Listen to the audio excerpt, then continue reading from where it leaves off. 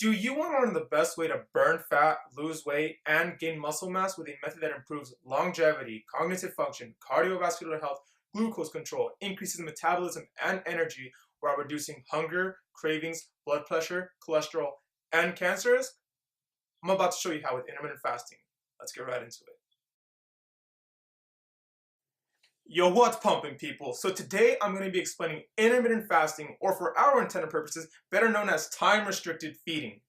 For those of you that have seen my transformation video, and if you haven't, you really should, link will be in the description down below.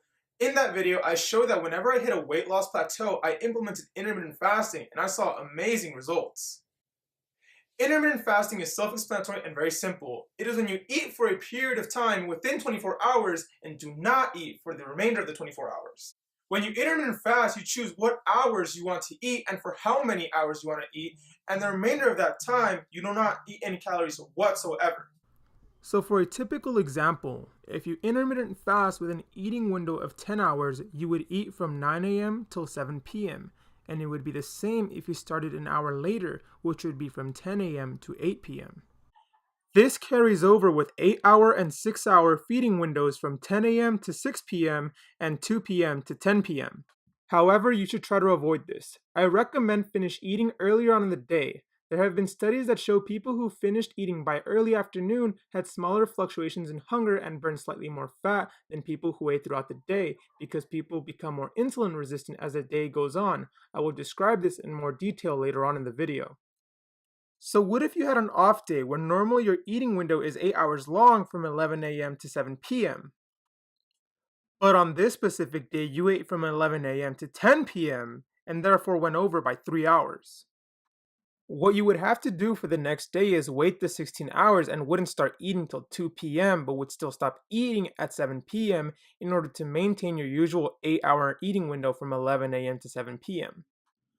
So what if you have an early day where you only eat from 11 a.m. to 5:30 p.m. You stopped eating early and therefore only ate for 6.5 hours.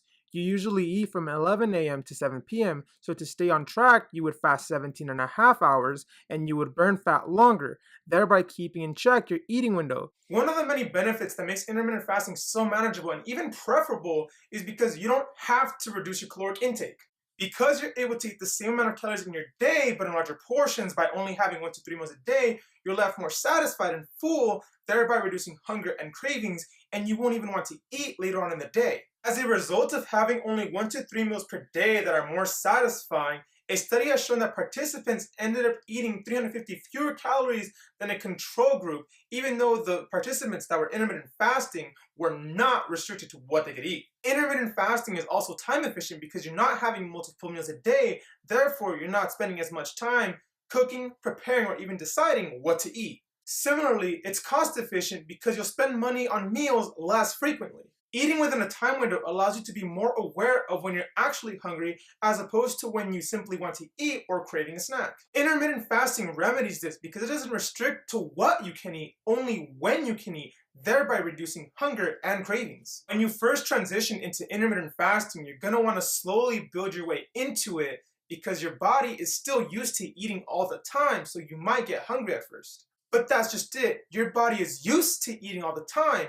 You have to retrain your body and then it will get used to time-restricted feeding. It may take 2 or 3 days for your body to adjust, but what I recommend is starting with a 10-hour eating window for a week, and as it gets easier, gradually closing your eating window down to 8 hours. Your body will adapt and you will no longer expect food all day. Now, we've all heard the myth that you must eat 6 small meals a day in order to lose weight. This came about with the theory that your body burns extra calories in order to process a meal. Therefore, if you eat more often, your body is constantly burning calories and your metabolism increases. This is due to the thermic effect of food, which is the amount of energy expenditure above your basal metabolic rate due to the cost of processing food. In other words, the more calories you consume, the more your metabolism will increase to try and burn those calories. However, the thermic effect of food increases depending on the amount of caloric intake, not on the frequency of caloric intake.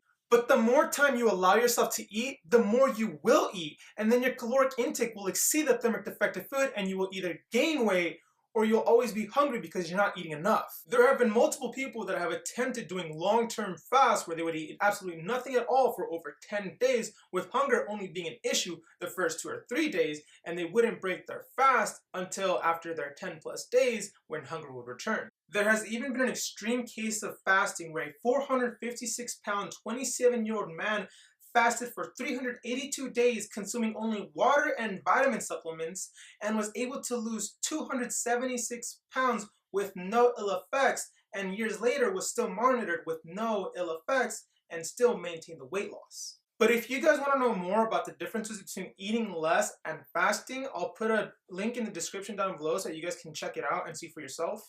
Every time we eat, insulin, the fat storage hormone, increases. However, when our body is fasting, ghrelin, the hunger hormone, decreases, and leptin, the satiation hormone, increases, and so does HGH, the human growth hormone, which improves fat loss and muscle gain, all of this while insulin levels drop. When you stop eating glucose for around 12 hours, your insulin levels go down and your glucose stores, which come from carbohydrates, get depleted. Without a ready supply of glucose or glycogen for your body to pull from, your body adapts and ketosis kicks in. Your body will start to break down fat and your liver will produce ketone bodies, which produces energy for you similar to glucose but in a better, more efficient way that your body and brain prefer, and you will therefore have even more energy. Intermittent fasting has also been shown to promote longevity and increase resistance to age-related diseases like heart disease, eye disease, and cancer by improving cardiovascular health, lowering blood pressure and cholesterol, and even leveling up your brain, including positively counteracting conditions like Parkinson's, Alzheimer's, and dementia. When it comes to the difficulty of fasting, it becomes a lot easier when you spend half or majority of the time that you're fasting actually asleep. Also encourage drinking plenty of water. It'll keep your stomach full and can reduce hunger. Plain black coffee and tea can also help as long as there are no sweeteners added. There's a lot of debate going back and forth whether or not zero-calorie drinks and BCAAs will break a fast. Ultimately, it's up to you, but me personally, I think it's better to be safe than sorry, so I only drink water until I break my fast. Although there are a lot of amazing benefits, IF is not for everyone.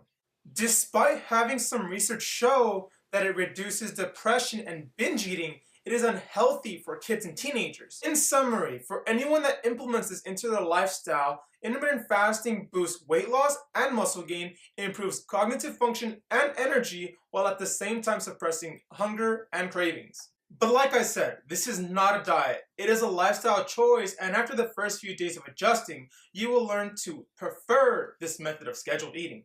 You don't have to reduce your caloric intake or limit yourself on what you eat, but if you want even better results, you may want to consider improving your nutrition, but that doesn't have to be difficult either. In a few days, I will be uploading the first video of many where I show the meals that I had when I transformed my body that are both very satisfying and fairly healthy. If you'd like to see those videos when they come out, please hit the subscribe button.